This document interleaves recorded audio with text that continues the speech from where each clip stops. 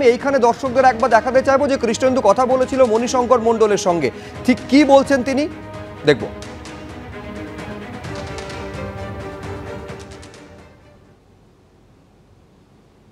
বলছি যে তৃণমূলের তরফ থেকে শাস্তিমূলক ব্যবস্থা নেওয়া হয়েছে আপনার বিরুদ্ধে, কি বলবেন?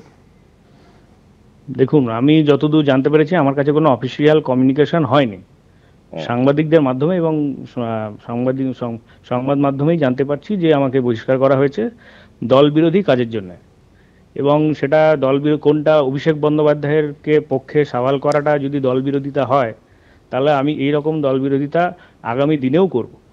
অভিষেক বন্দ্যোপাধ্যায় দলের সর্বভারতীয় সাধারণ সম্পাদক, যুব সম্প্রদায়ের সে আইকন, আমরা তাকে আদর্শ মানি।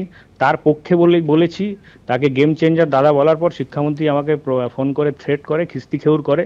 এবং তারপরে জহর সরকার যেদিন পদত্যাগ করেন রাজ্যসভা থেকে, সেই দিনও আমি অভিষেক বন্দ্যোপাধ্যায়কে আরজিকর ইস্যুতে পশ্চিমবঙ্গ সরকারে সংযুক্ত করবার জন্যে দাবি তুলেছিলাম। তারপরেও শিক্ষামন্ত্রী আমাকে বিভিন্ন ধরনের হুমকি, থ্রেট এবং গালিগালাজ করে, এবং তারই ফলশ্রুতি আজকের এই বহিষ্কার বলে আমি মনে করছি। কিন্তু অভিষেক বন্দ্যোপাধ্যায় দলের সর্বভারতীয় সভাপতি, সাধারণ সম্পাদক, তার পক্ষে পোস্ট করা এটা কি করে অপরাধ হয়? এটা তো আমি অপরাধ বলে মনে করছি না। দলের সর্বভারতীয় সাধারণ সম্পাদকের পক্ষে বলা যদি দল বিরোধিতা হয়, তাহলে তো কেউ দলের নেতাদের পক্ষের কথাই বলবে না। তাহলে দল ব্যবস্থা নিল কেন? কেন মনে হয়? আমি মনে করি না ব্রাত্য বসু মানে দল মানে আমি মনে করি মমতা বন্দ্যোপাধ্যায় এবং অভিষেক বন্দ্যোপাধ্যায়। এটা কে করিয়েছেন? দল সিদ্ধান্ত নিয়েছে? দল সিদ্ধান্ত নেয়নি, ব্রাত্য বসু সিদ্ধান্ত নিয়েছে।